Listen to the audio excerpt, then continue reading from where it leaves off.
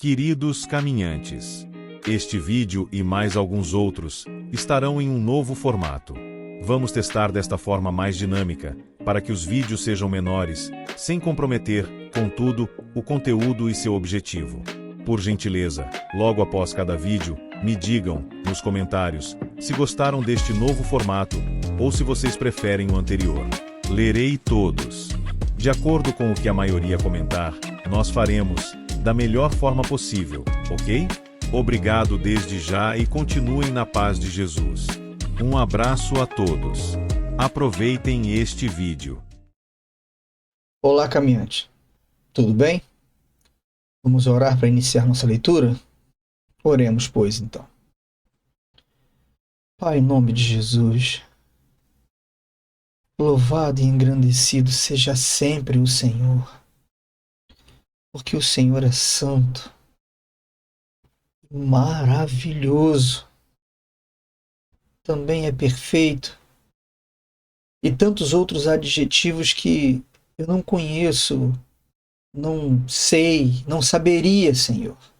E ainda que conhecesse, soubesse e usasse para tentar chegar perto da realidade do Senhor, estaria longe, na verdade, muito, muito longe.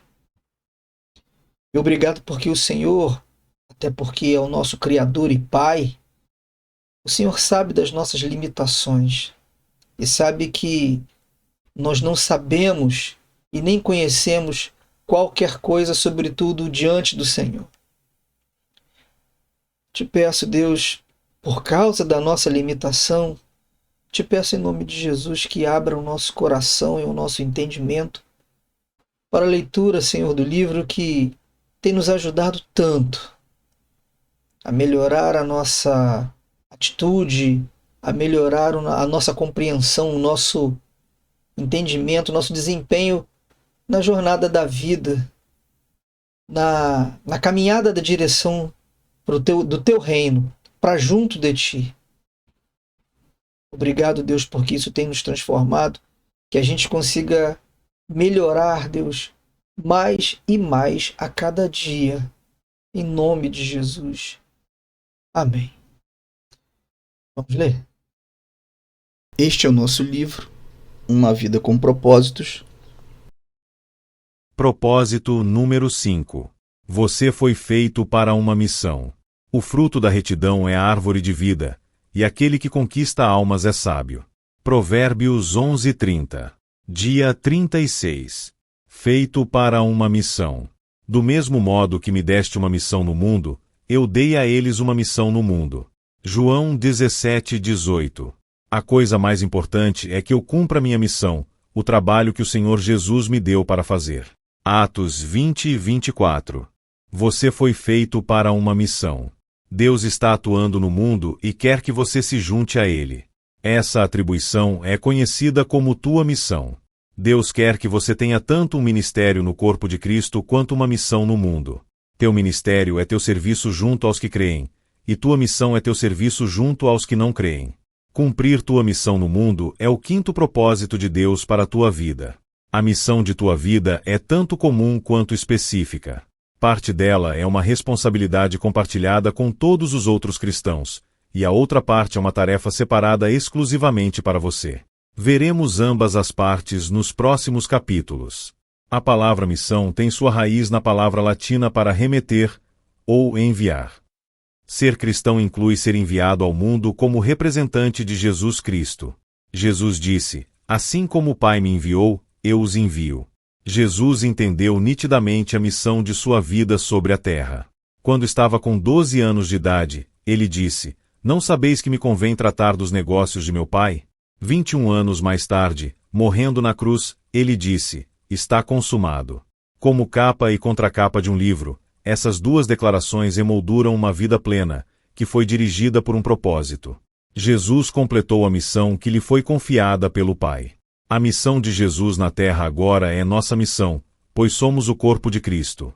Por que devemos continuar na igreja, que é seu corpo espiritual? O que ele fez em teu corpo físico? Que missão é essa? Apresentar Deus às pessoas. A Bíblia diz: Deus, por meio de Cristo, nos transforma de inimigos em amigos dele. E Deus nos deu a tarefa de fazer com que os outros também sejam amigos dele. Deus quer resgatar os seres humanos de Satanás e reconciliá-los consigo, para que possamos cumprir os 5 propósitos para os quais ele nos criou: amá-lo, ser parte de sua família, tornar-nos semelhantes a ele, servi-lo e contar aos outros a respeito dele. Uma vez que pertençamos a ele, Deus nos usará para alcançarmos outras pessoas. Ele nos salva e então nos envia. A Bíblia diz: estamos aqui falando em nome de Cristo. Somos os mensageiros de Deus e espalhamos as boas novas de seu amor e de seus propósitos para o mundo. A importância de tua missão. Cumprir tua missão na Terra é parte essencial de viver para a glória de Deus. A Bíblia apresenta várias razões pelas quais tua missão é tão importante. Tua missão é uma continuação da missão de Jesus sobre a Terra. Como seus seguidores, devemos continuar o que Jesus começou. Jesus não nos chama apenas para vir a Ele, mas também para ir por Ele. Tua missão é tão importante que Jesus a repetiu 5 vezes, de 5 formas diferentes, em 5 livros diferentes da Bíblia. É como se ele estivesse dizendo: eu realmente quero que você leve isso a sério. Estude essas 5 incumbências dadas por Jesus, e você aprenderá os detalhes de tua missão na Terra: quando, onde, por quê e como. Na grande comissão, Jesus disse: vão e façam discípulos de todas as nações, batizando-os em nome do Pai, do Filho e do Espírito Santo, ensinando-os a obedecer a tudo o que eu lhes ordenei. Essa incumbência foi dada a todos os seguidores de Jesus, não somente a pastores e missionários. Esse é o teu compromisso com Jesus, e não se trata de algo opcional. As palavras de Jesus não são a grande sugestão. Se você faz parte da família de Deus, tua missão é compulsória. Desprezá-la seria um ato de desobediência. Você talvez não esteja ciente de que Deus o pôs como responsável pelos incrédulos que vivem à tua volta. A Bíblia diz: você deve adverti-los para que eles possam viver. Se você não falar, não advertir os ímpios a parar de praticar o mal, eles morrerão em seus pecados, mas eu colocarei sobre você a responsabilidade pela morte deles. Você pode ser o único cristão que algumas pessoas jamais irão conhecer, e tua missão é contar a eles sobre Jesus. Tua missão é um privilégio formidável. Embora seja uma grande responsabilidade, é também uma incrível honra ser usado por Deus. Paulo disse: todas essas novas vêm de Deus, que nos trouxe de volta a si mesmo por meio daquilo que Cristo Jesus fez. E Deus nos deu o privilégio de insistir com todos para que se tornem aceitáveis diante dele e se reconciliem com ele. Tua missão envolve 2 grandes privilégios: trabalhar com Deus e representá-lo. Somos parceiros de Deus na construção de seu reino. Paulo nos chama colaboradores e diz que somos companheiros de trabalho no serviço de Deus. Jesus assegurou nossa salvação, aceitou-nos em sua família, deu-nos seu Espírito Santo e então nos tornou seus representantes no mundo. Que privilégio! A Bíblia diz: somos representantes de Cristo. Deus nos usa para persuadir homens e mulheres a deixar de lado suas diferenças, a entrar no trabalho de Deus e a fazer as coisas corretas entre eles. Estamos falando por Cristo agora. Tornem-se amigos de Deus. Contar aos outros como obter a vida eterna é a melhor coisa que você pode fazer por eles. Se teu vizinho tivesse câncer ou AIDS e você soubesse a cura, seria criminoso reter tal informação. Ainda pior seria guardar segredos sobre o caminho para o perdão, o propósito, a paz e a vida eterna. Temos a melhor de todas as novidades do mundo, e partilhá-la é o maior carinho que podemos mostrar a qualquer um. Um problema dos cristãos que se converteram há muito tempo é terem esquecido de como é viver sem Cristo. Devemos nos lembrar de que, não importa quanto as pessoas pareçam estar felizes e bem-sucedidas, sem Cristo, elas estão irremediavelmente destinadas à separação eterna de Deus. A Bíblia diz que Jesus é o único que pode salvar o ser humano. Todos precisam de Jesus. O valor de tua missão é eterno. Ela fará diferença no destino eterno das outras pessoas. Logo, é mais importante que qualquer emprego, realização ou objetivo que você possa alcançar durante tua vida na Terra. As consequências de tua missão irão durar para sempre, mas as consequências de teu emprego não. Nada que você faça pode ser mais importante que ajudar as pessoas a estabelecer um relacionamento eterno com Deus. Por isso precisamos ser diligentes com nossa missão. Jesus disse: Todos nós devemos rapidamente cumprir as tarefas que nos foram entregues por aquele que me enviou, pois resta pouco tempo antes que caia a noite e todo o trabalho chegue ao fim. O relógio que controla a missão de tua vida está correndo, então não perca mais um dia. Inicie agora a tua missão de trazer outras pessoas a Cristo. Teremos toda a eternidade para celebrar com aqueles que trouxemos a Jesus, mas só temos o período de nossa vida para alcançá-los. Isso não significa que você tenha de desistir de teu trabalho para se tornar evangelista em tempo integral. Deus deseja que você partilhe as boas novas no lugar onde estiver. Estudante, mãe e dona de casa, professor, vendedor, gerente. Qualquer que seja a tua atividade, você deve sempre buscar as pessoas que Deus coloca em teu caminho e com elas partilhar o Evangelho. Tua missão traz significado à tua vida. William James disse: o melhor uso que se pode dar à vida é empregá-la em algo que sobreviva a ela. A verdade é que somente o reino de Deus irá permanecer. Todo o resto acabará desaparecendo. É por isso que devemos ter uma vida dirigida por propósitos, vidas empenhadas na adoração, na comunhão, no crescimento espiritual, no ministério e no cumprimento de nossa missão na terra. Os resultados dessas atividades irão durar, e para sempre. Se falhar em cumprir a missão que Deus te deu na terra, você terá desperdiçado a vida que Deus te concedeu. Paulo disse: minha vida não tem nenhum valor, a menos que eu a use para realizar a obra que me foi confiada pelo Senhor Jesus, obra de contar aos outros as boas novas sobre a maravilhosa bondade e sobre o amor de Deus. Existem pessoas neste planeta que somente você poderá alcançar em virtude de onde você vive e do que Deus o fez ser. Se ao menos uma pessoa for para o céu por causa de você, tua vida terá sido relevante para a eternidade. Comece a olhar em torno, em teu campo missionário pessoal, e ore: Deus, quem você pôs na minha vida para que eu contasse a respeito de Jesus? O cronograma de Deus para a finalização da história está relacionado à conclusão de nossa incumbência. Hoje em dia, há um interesse crescente na segunda vinda de Cristo e no fim do mundo. Quando isso ocorrerá? Logo antes de Jesus ter subido aos céus, os discípulos te fizeram a mesma pergunta, e a resposta foi bastante reveladora. Ele disse: não lhes compete saber os tempos ou as datas que o Pai estabeleceu pela tua própria autoridade. Mas receberão poder quando o Espírito Santo descer sobre vocês, e serão minhas testemunhas em Jerusalém, em toda a Judéia e Samaria, e até os confins da terra. Quando os discípulos quiseram conversar sobre as profecias, Jesus rapidamente mudou a conversa para o evangelismo. Ele queria que eles se concentrassem em sua missão no mundo. Em essência, ele disse: os detalhes da minha volta não são da tua conta. O que é da conta de vocês é a missão que lhes foi dada. Concentrem-se nisso. Especular sobre o momento exato do retorno de Cristo é inútil, pois Jesus disse: quanto ao dia e à hora ninguém sabe, nem os anjos dos céus, nem o Filho, senão somente o Pai. Como Jesus afirmou não saber nem o dia nem a hora, por que você deveria tentar calculá-lo? O que sabemos com certeza é isto: Jesus não irá voltar até que todas as pessoas que Deus separou para ouvir sua palavra tenham ouvido.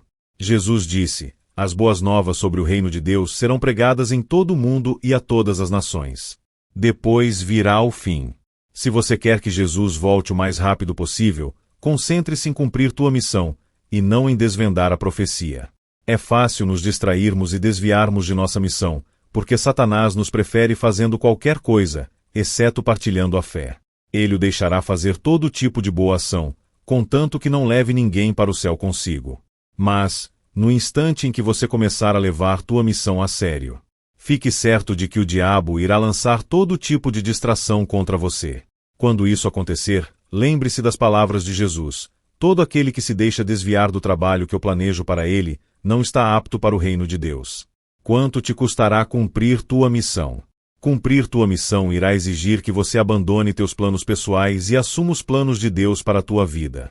Você não pode apenas acumulá-la com todas as outras coisas que gostaria de fazer. Você deve dizer, tal qual disse Jesus: Pai, não seja feita a minha vontade, mas a tua. Submeta teus privilégios, expectativas, sonhos, planos e ambições a Deus. Pare de fazer orações egoístas como: Deus, abençoe o que quero fazer. Em vez disso, ore: Deus, ajude-me a fazer o que estás abençoando. Entregue a Deus uma folha em branco, com teu nome assinado embaixo, e peça para ele preencher. A Bíblia diz: Antes entreguem-se inteiramente a Deus, o corpo todo, pois que vocês voltaram da morte e desejam ser instrumentos nas mãos de Deus, usados para seus bons propósitos.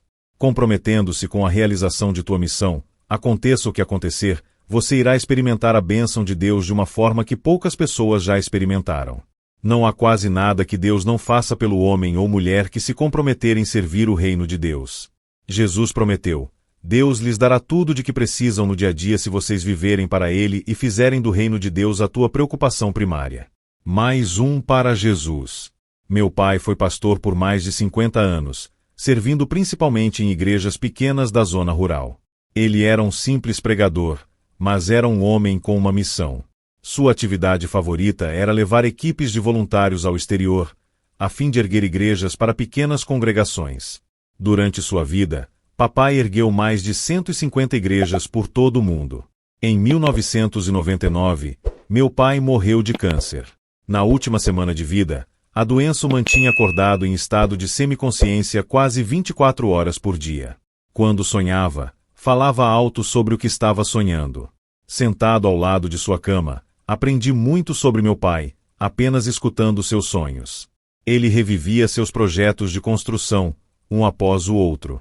Certo dia, já próximo ao fim, enquanto minha esposa, minha sobrinha e eu estávamos ao seu lado, papai ficou subitamente agitado e tentou levantar-se da cama. Logicamente, ele estava muito fraco, e minha esposa insistiu em que ele voltasse a se deitar. Mas ele insistia em tentar sair da cama. Então minha esposa acabou por perguntar: Jimmy, o que você está querendo fazer? Ele respondeu: tenho de salvar mais um para Jesus. Tenho de salvar mais um para Jesus. Tenho de salvar mais um para Jesus. Ele começou a repetir essa frase sem parar. Na hora que se seguiu, ele provavelmente repetiu a mesma frase mais de 100 vezes. Tenho de salvar mais um para Jesus. Quando me sentei próximo à sua cama, com as lágrimas escorrendo, inclinei a cabeça para agradecer a Deus pela fé de meu pai.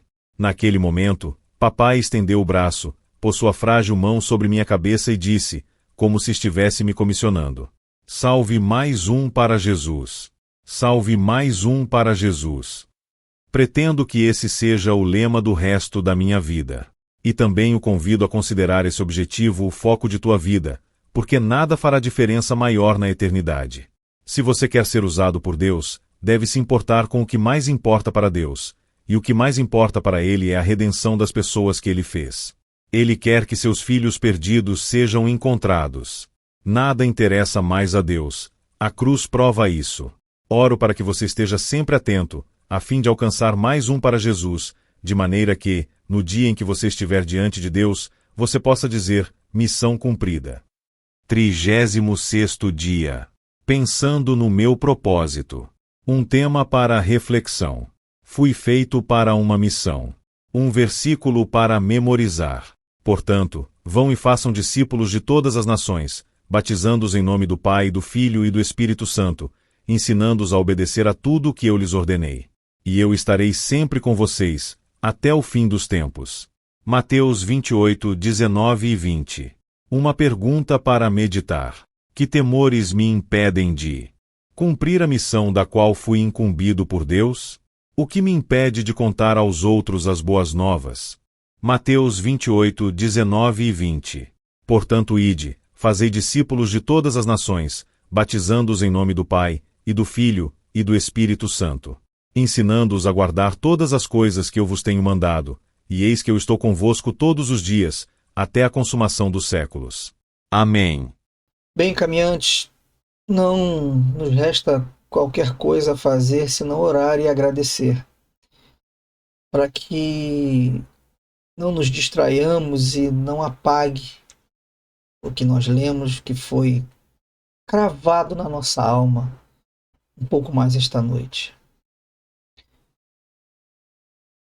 Senhor, em nome de Jesus, obrigado, Pai, porque o Senhor nos permitiu a leitura do livro, essa ferramenta, e porque nós crescemos um pouquinho mais hoje. Que prossigamos e caminhemos, Deus, nessa direção, na Tua direção. E que, Senhor, lembremos que nada substitui tua palavra, o teu chamar, o teu chamado. Nada substitui as respostas que o Senhor nos dá através da oração. Mas muita coisa é ajudadora, muita coisa é complementar, muita coisa facilita, Senhor, o nosso entendimento, a nossa caminhada. Porque são duros os dias e difíceis as situações muitas vezes. Mas folgamos que em todas elas o Senhor não sai do nosso lado. Não desiste de andar conosco. Mesmo nós sendo muito pecadores, muito não merecedores de qualquer coisa que venha de ti. Mas nós te agradecemos, Deus, por essa insistência em nos amar. Obrigado, Senhor, em nome de Jesus. Amém.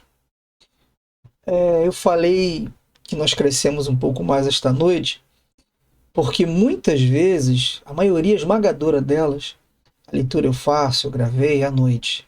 Mas você pode estar vendo de dia, de tarde, de madrugada, então esteja no teu período. E até a próxima, se Deus permitir. Um abraço.